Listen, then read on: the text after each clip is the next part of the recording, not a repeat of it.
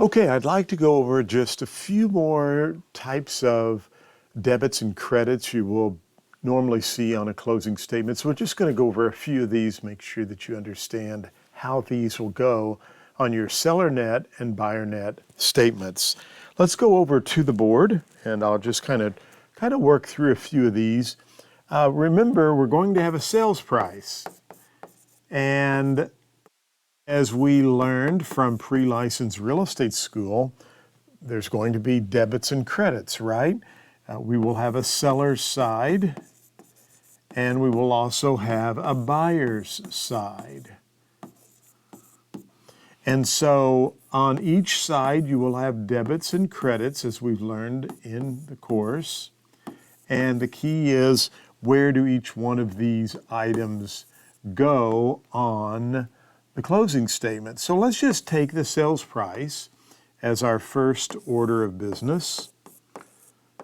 And so if you are a buyer, this is going to be a debit to you.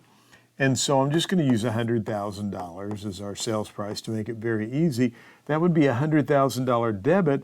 The credit would come over here to the seller because they're receiving the $100,000. So again, just trying to look at how each one of these would go on the closing statement. So sales price, we want to make sure we understand. Earnest money is another issue. Now, a lot of times, and of course on the real estate exam, you would say read the question very carefully, but the question is it is it the same process? Is there a debit to a buyer and a credit to a seller? Or is there just one specific entry that you would make? Well, really would depend on how the sales contract was stated. If the sales contract said the seller would be receiving and get to hold on or keep the earnest money, then you would have two entries. However, normally on your sales contract, you're going to provide that to either the title company or the escrow agent. Sometimes many brokers will keep the escrow money and then write that to the title company at closing. That's the way we used to do that years ago. Today, I have my buyers just write the earnest money directly to the title company, and I take that within the required number of days that we have to get the earnest money to the bank in Missouri, unless all parties agree in writing that we can deliver it on a scheduled date.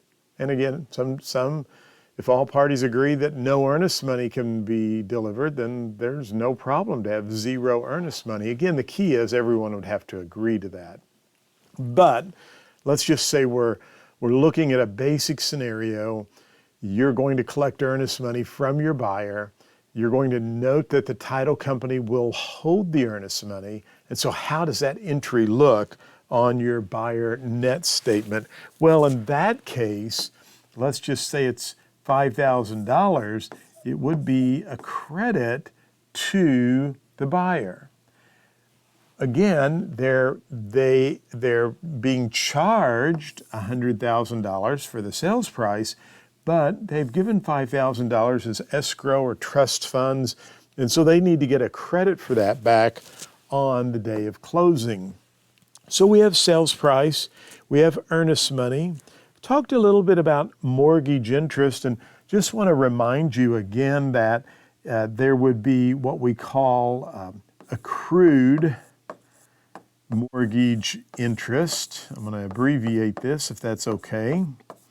Accrued mortgage interest, and I'm saying accrued, and so that would normally be a charge to be a debit to the seller. Now, we have prepaid mortgage insurance. We'll abbreviate this as well, if that's okay. And again, I'm talking about prepaid mortgage insurance. That would be a charge to the buyer. Now, let's just talk about this for a second and make sure everybody understands this. Interest is always paid in arrears. Interest is always paid in arrears. If you're paying interest in arrears, then it would be accrued interest on the day of closing for the seller. That's why we charged the seller for the accrued mortgage insurance. It was a debit. And again, let's just think in terms, and I'm going to just kind of remind you that today, when I'm recording this, it's April the 5th.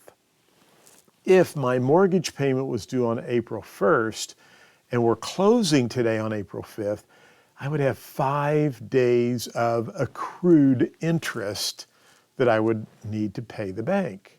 Don't forget that when I made my April 1st payment, I was actually paying for the month of March. Interest is always paid in arrears. That's why we call it prepaid mortgage interest.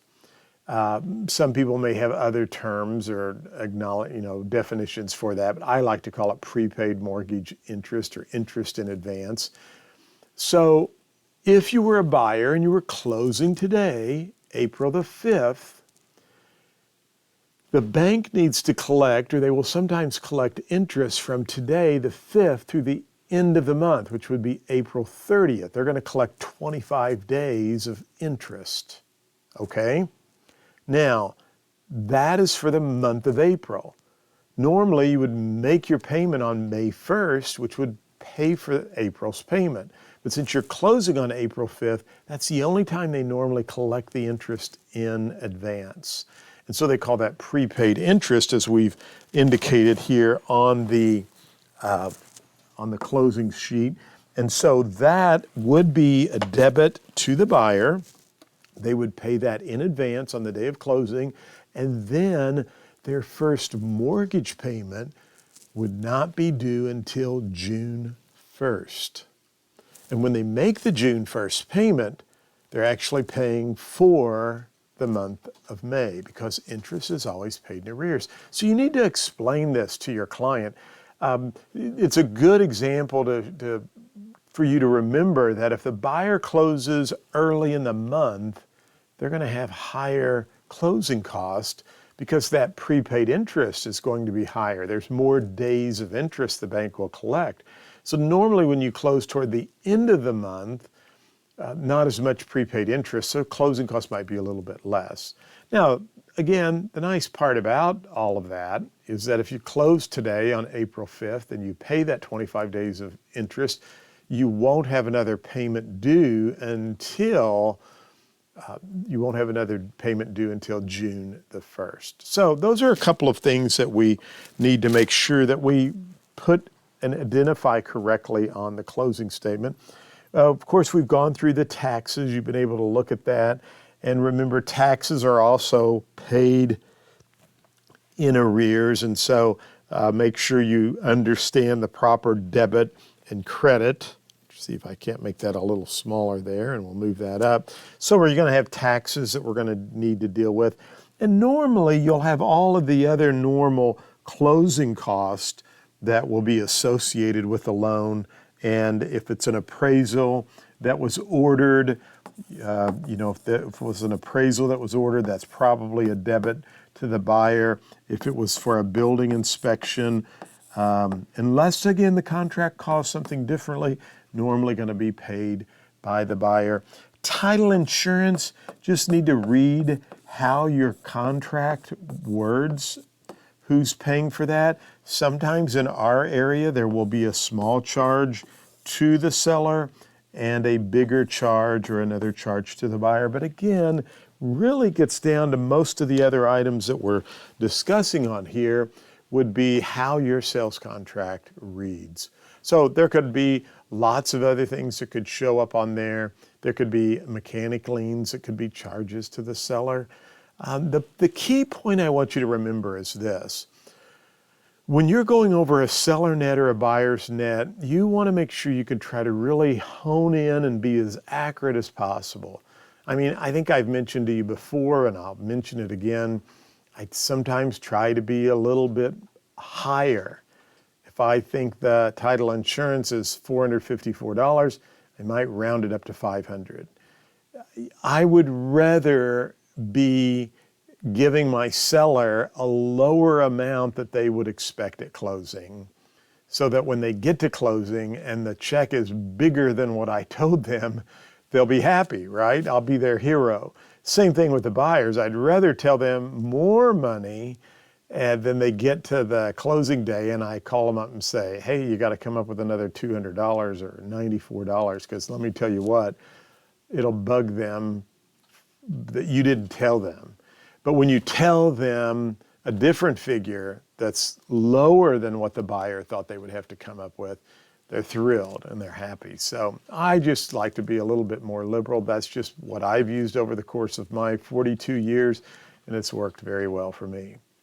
A couple of other things you've got to make note, and it's a good time to go over this on the seller's net sheet or buyer's net sheet. When you go over this information, a couple of things, it's not a bad idea to have them sign this. Sellers especially. Buyers will get a lot of this from their loan officer, but if it's a cash deal and you have to do this for a buyer, have a record or a copy so that if they question you, you can always say, this is what I went over with you. This is what I showed you. So I think that's very good to have as well.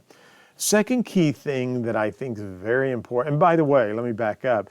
You have them sign that and go over that with them when you go over the sales contract, because you definitely don't want them accepting a sales contract and they don't know what their net's going to be if it's a seller. So make sure that you have them sign that, have a copy of it, and do that when you present your sales contract.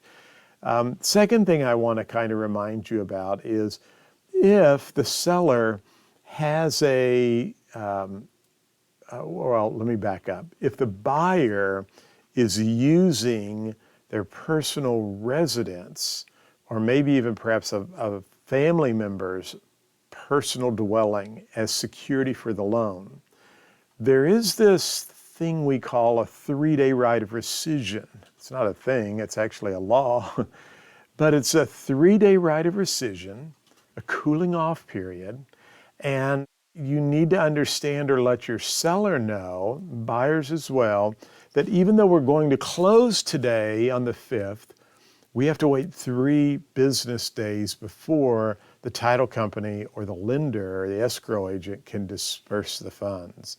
So sometimes I've caught myself in trouble where I forgot to tell my seller that. We went to closing and then the title company said, no, we have to wait 3 days because there's a 3 business days because there's a 3-day right of rescission. And that can be devastating because people think they're getting their money that day and then nothing happens. So just want to remind you about all of those little ins and outs, and you'll pick up all of that information as you go through your first couple of deals. But ask someone else in your office, check with your mentor, check with your branch manager or your broker. Make sure and cover everything, because this is critical that we get it right to make sure everybody's happy on closing day.